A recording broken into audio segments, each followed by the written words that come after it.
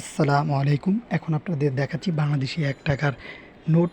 এটি হচ্ছে ১৯৭৩ থেকে ৭৬ সালের এরকম নোট অনেকগুলো তৈরি করা হয় এবং এর ভিতরে এই নোটগুলো তৈরি করা হয়। এর নোটটির ভিতরে লেখা আছে গণপ্রজাতন্ত্রী বাংলাদেশ সরকার ৳১ অর্থ সচিব। মেবি এই নামটা ঠিকভাবে বোঝা যাচ্ছে না, তাই বলাটা খুব মুশকিল।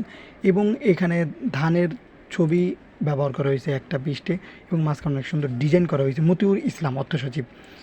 এবং এছাড়াও অপর পিঠে সুন্দর একটি ডিজাইন করা হয়েছে। তখনকার সময় নোটগুলো এবার দেখতেই ছিল অসাধারণ বাংলাদেশি।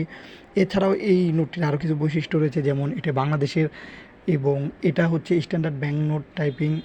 এর মূল্য তখনকার ছিল ৳১, বর্তমানে কত সেটাও আপনাদের একটি ধারণা দিব।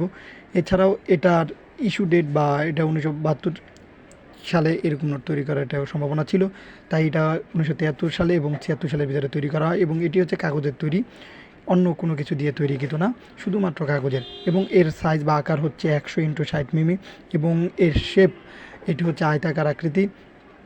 এছাড়াও আপনারা যে জিনিসগুলো জানতে চান যেগুলোর মূল্য সম্পর্কে বা মূল্য এক এক দেশ অনুযায়ী এই সব পুরনো জিনিস বা এই পুরনো নোটগুলোর মূল্য কিছু পার্থক্য রয়েছে। এক এক দেশে আলাদা আলাদা মূল্য পাওয়া যায়, কিন্তু কখনোই এই সব জিনিসের মূল্য কম টাকা না। অনেকেই মনে করেন এগুলোর মূল্য নাই বা ফেলে দেই, পুরনো জিনিস মানে বাদ। এই ধারণার থেকে দূরে থাকবেন সবাই। পুরনো জিনিস এটা হতে পারে আসবাবপত্র বা পুরনো নোট কয়েন, যে কোনো জিনিস, সেটা একটা না একটা সময় অনেক দামি হয়ে থাকে আর ভবিষ্যতে এগুলোর মূল্য অনেক অনেক টাকা হয়। তাই এগুলো ফেলে দিবেন না, নষ্ট করবেন না। যদি থাকে সংগ্রহ করে রেখে রাখেন,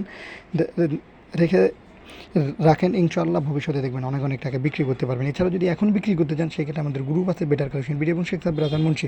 সেখানে ইনশাআল্লাহ ধৈর্যশীলভাবে থাকলে পুরনো জিনিস বিক্রিও করতে পারবেন এবং কিনতেও পারবেন। কেনার ক্ষেত্রে সরাসরি দেখার মাধ্যমে কেনার চেষ্টা করবেন, এতে করে দুজনেই ভালো লাভবান হবেন।